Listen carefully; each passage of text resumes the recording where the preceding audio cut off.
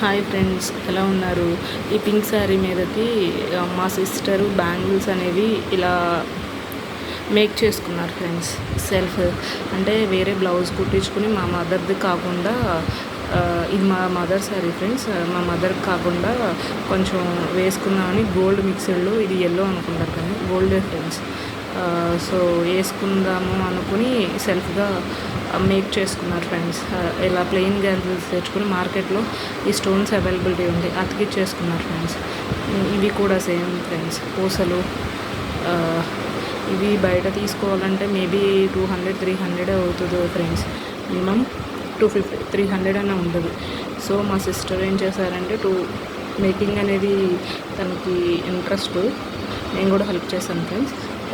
So ఎక్కువగా నేనే make చేశాను అనుకోండి.